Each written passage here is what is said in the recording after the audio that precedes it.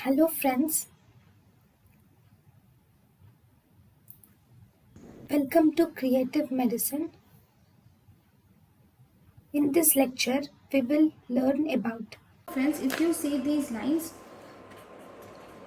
hemicolinium blocks choline uptake.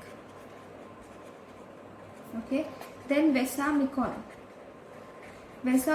blocks acetylcholine transport into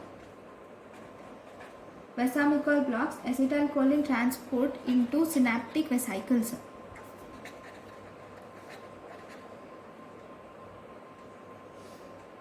Then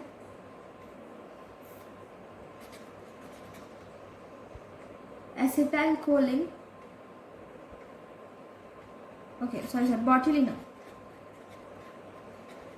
botulinum inhibits release of acetylcholine. Okay, so these are three important one-liners. Thank you for watching.